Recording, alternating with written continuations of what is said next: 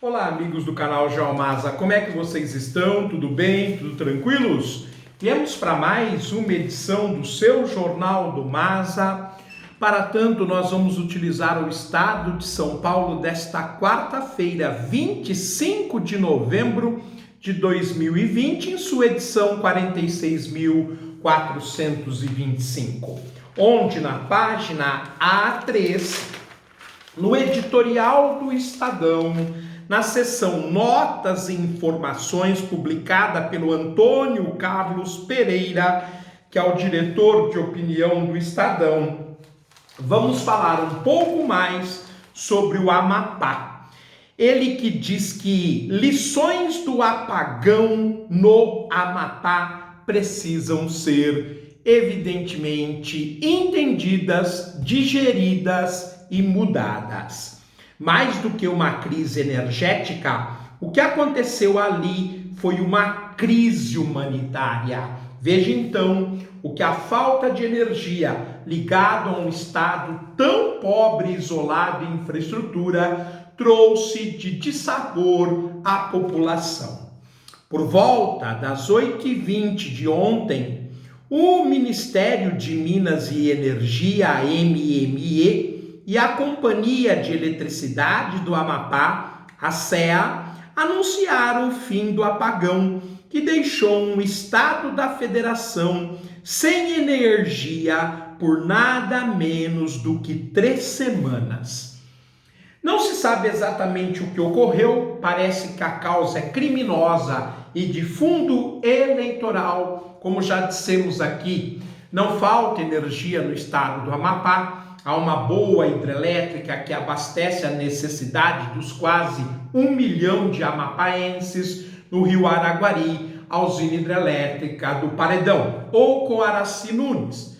No entanto, devido a esse incêndio na subestação de Macapá, nós tivemos problemas na distribuição para a população do estado, sobretudo entre a população mais carente, para variar.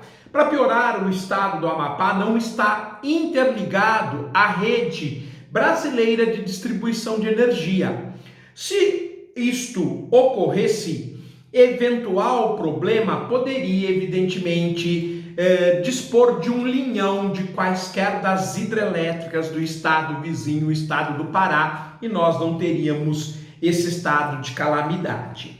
O MME informou que 100% do fornecimento de energia elétrica no estado do Amapá foi restabelecido com a energização do segundo transformador na subestação de Macapá, nesta terça-feira, 24 de novembro de 2020.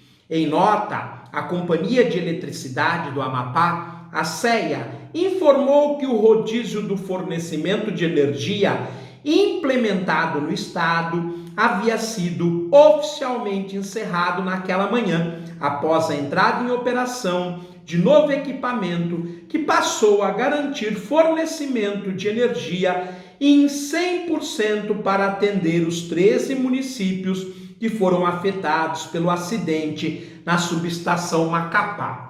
O que mais, evidentemente, gerou indignação entre a população de Macapá e arredores foi o fato que não faltava energia para os bairros mais ricos. Isso gerou muita indignação. Mais do que uma crise energética, que já seria grave por si só, o drama vivido pelos amapaenses tem todas as características de uma crise humanitária. A falta de energia, por tempo tão prolongado, comprometeu o acesso da população à água, comida e combustíveis. Em certos casos, como nós vimos no programa anterior, sequer havia água para tomar banho e, pela falta de energia, a refrigeração foi paralisada e a comida se perdeu. Diminuiu muito a capacidade de atendimento dos hospitais em meio à pandemia de Covid-19. Causou enormes prejuízos aos comerciantes, em especial os do ramo alimentício. Noticiou-se que até vacinas tiveram de ser acondicionadas na geladeira de um açougue que dispunha de um gerador particular. E provocou o adiamento das eleições na capital Macapá. Parece que estas eram efetivamente as intenções: adiar e mostrar que o governo é um governo fraco, afetando, portanto, o partido que tem o poder no Estado. É com esta gravidade, pois, que o episódio deve ser tratado pelas autoridades estaduais e federais, além, é claro, da empresa concessionária, para que medidas sejam tomadas de modo a impedir que algo dessa magnitude volte a ocorrer, não só no Amapá, mas em qualquer outro estado. O que ocorreu no Amapá é um alerta para o restante do país. Havia 3 transformadores na subestação Macapá. 2 foram incendiados. Disse que a causa teria sido um raio. E o 3º está em manutenção, desde o final do ano passado. Beiro inacreditável que não houvesse um transformador reserva pronto para entrar em operação no estado. Isto mostra bem o que é a nossa política.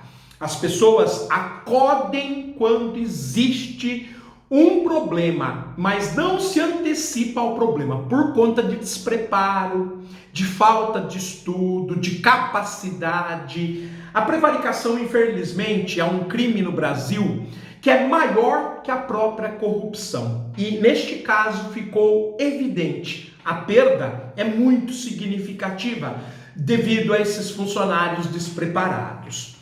O incêndio na subestação Macapá ocorreu às 20h47 do dia 3 de novembro e levou ao desligamento automático da linha de transmissão Laranjal-Macapá e das usinas hidrelétricas de Coaraci Nunes e Ferreira Gomes, que servem à região norte, sobretudo ao estado. Especialistas ouvidos pelo Estadão apontam falhas estruturais na arquitetura do sistema energético que atende ao Amapá. É um absurdo que o estado inteiro esteja ligado a uma única subestação, disse o ex-presidente da Eletrobras, Luiz Pinguelli Rosa. É mesmo, responsabilidade precisam ser devidamente apuradas. O Ministério das Minas e Energia, o MME, havia prometido solucionar o problema no prazo de 10 dias. Demorou o dobro, o que já seria muito, e não foi capaz de cumprir a promessa. Com o Amapá às escuras, já por 2 semanas, o presidente Jair Bolsonaro decidiu viajar ao estado, mas pareceu mais ocupado com os atos da campanha eleitoral do irmão do presidente do Senado, Davi Alcolumbre, do que com a articulação das ações necessárias para a resolução de tão grave problema envolvendo um ente federativo. O apagão havido no Amapá está relacionado a um problema de distribuição de energia e não de geração. Ainda assim, esta questão é preocupante, porque a situação dos reservatórios no país não é confortável. Nos aproximamos do verão, foi um ano que choveu pouco e é possível sim que nós tenhamos apagões. De acordo com o monitor de secas da Agência Nacional de Águas e Saneamento Básico, no mês passado houve piora na condição de seca em 7 estados em comparação com setembro. Alagoas, Ceará, Paraíba, Pernambuco, Rio Grande do Norte, Rio Grande do Sul e Sergipe estão em estado crítico. O monitoramento feito pelo Operador Nacional do Sistema deixa claro que o volume útil dos reservatórios de todo o país está abaixo do que seria uma margem segura.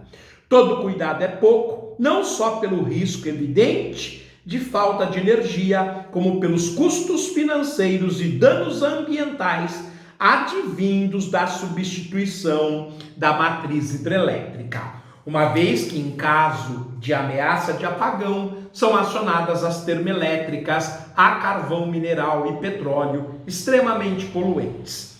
Resolvido o problema no Amapá, espera-se que, em caráter definitivo, urge que o Ministério de Minas e Energia realize um minucioso escrutínio de todos os riscos estruturais Brasil afora e que haja a fim de garantir a segurança energética do país. Apesar de conclamar, e com razão, o nosso grande Antônio Carlos Pereira, a probabilidade que isto aconteça é a mesma probabilidade que funcionários públicos estaduais e federais, que são muito ligados à prevaricação, mudem enquanto pessoas e parem de deixar o país perder 750 bilhões de dólares por ano por incompetência. Claro que o crime está previsto em lei, mas no Brasil a lei é boa, mas os homens não são. Bem, vamos ficando por aqui então, deixando a vocês um forte abraço e, é claro, analisamos mais uma situação do estado do Amapá. Um forte abraço, muito obrigado e fiquem bem. Tchau, gente!